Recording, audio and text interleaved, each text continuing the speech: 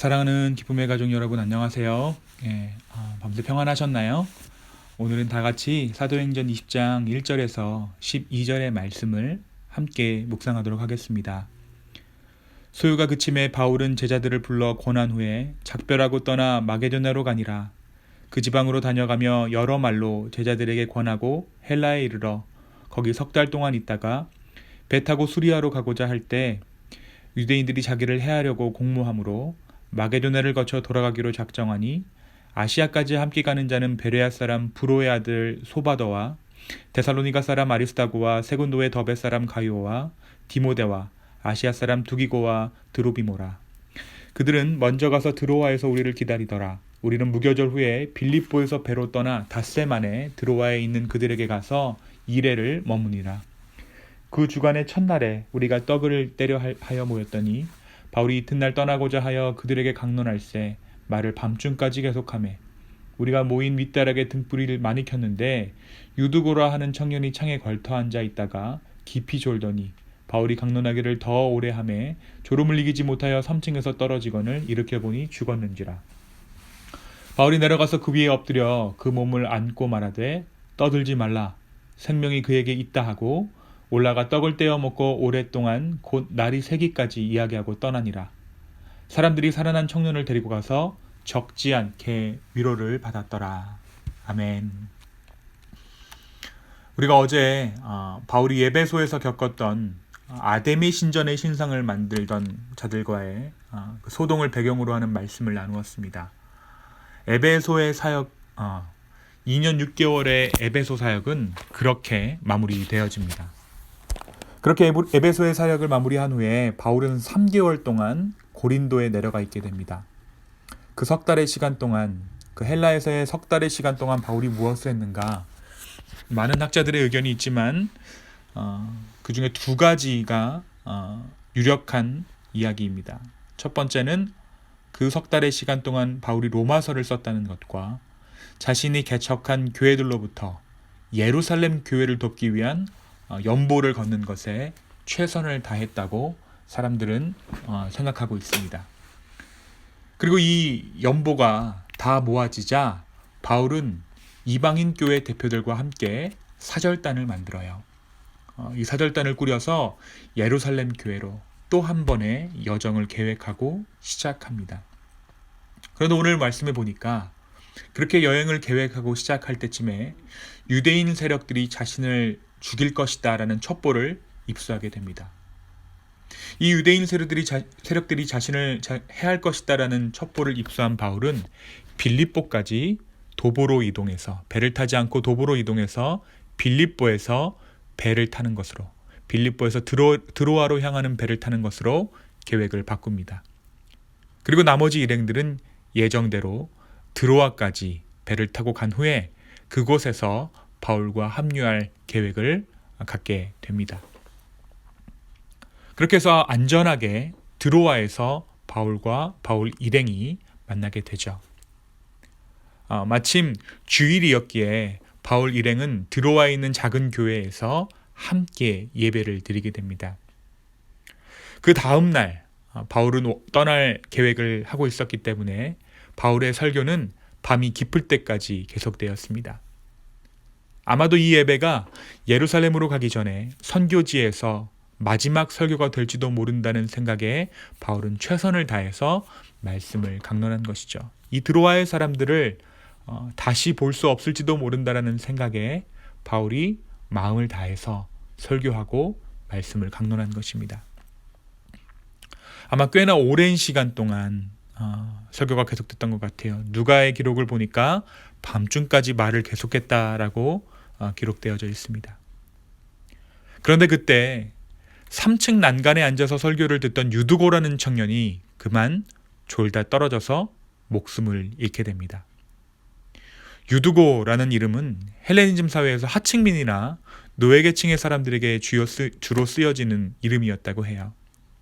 그러니까 유두고는 그날도 하루 종일 고된 노역을 마치고 밤 늦게 주일 예배에 참석한 것인데 사도 바울의 강론이 길어지자 고된 몸을 끌어다 창문에 걸터 앉아 이야기를 듣다가 그만 떨어져 죽게 된 것입니다.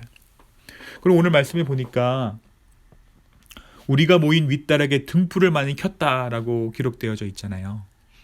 옛날 그 등불을 켜게 되면 그 가스가 많이 나오게 되죠. 이 등불 가스에 취하기도 하고 또 그의 육체적 어떤 노동으로 인한 고단함을 이기지 못하고 창문 밖으로 떨어져 유두고가 그만 죽은 것입니다.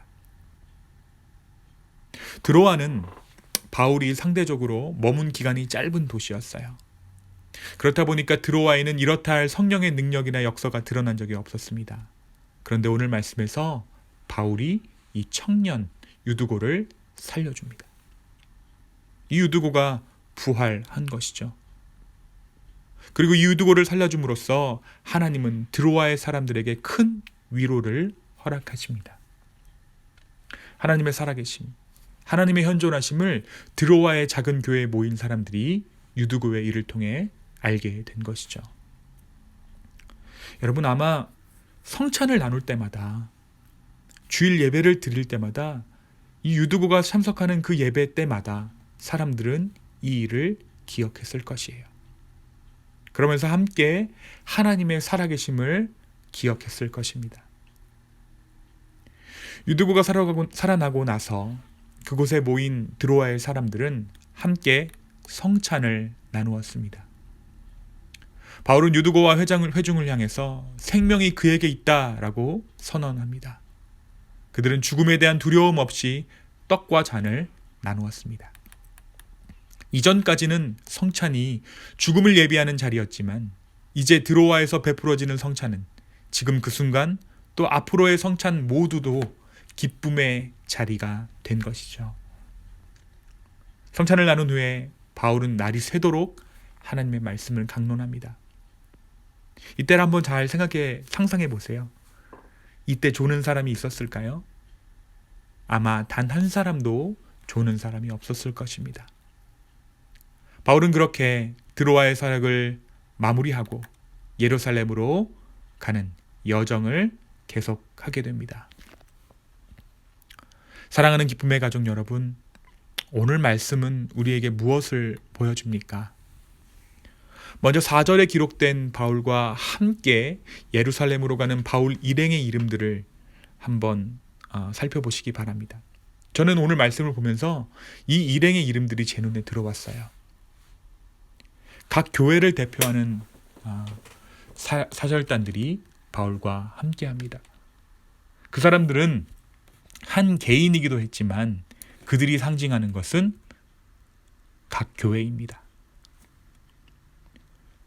바울이 세운 교회는 건물이 아니라 사람이었던 것이죠.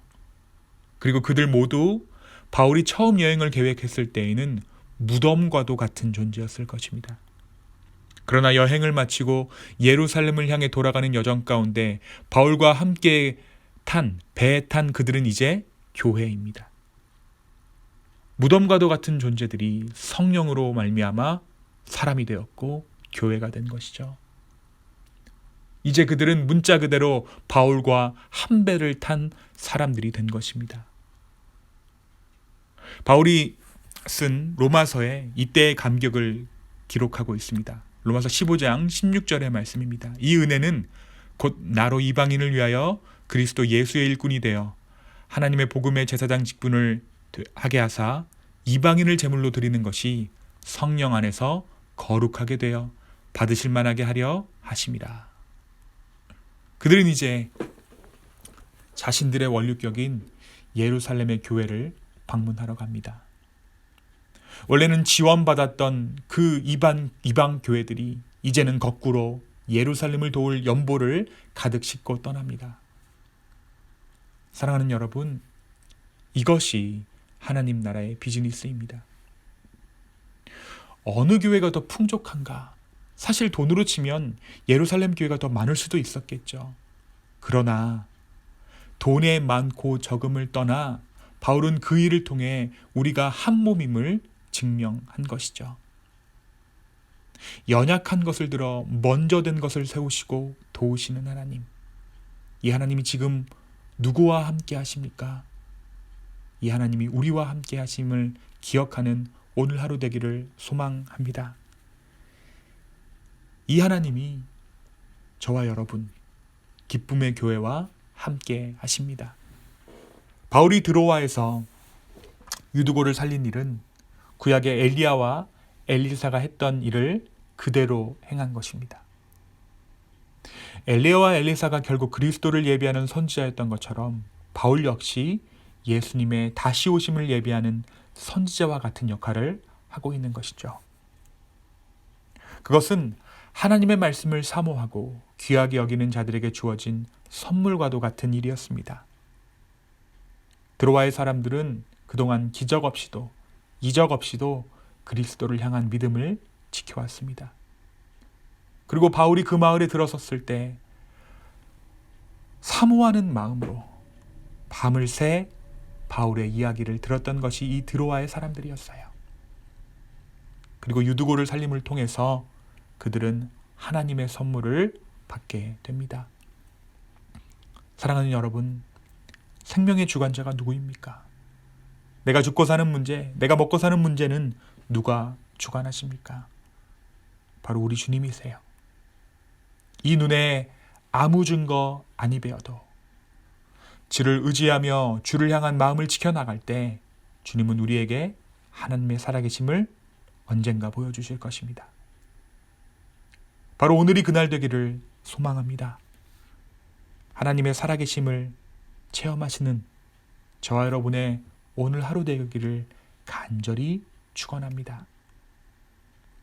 믿음은 실존으로부터 나옵니다. 하나님의 살아계심을 보았을 때 우리는 믿게 될 것이에요.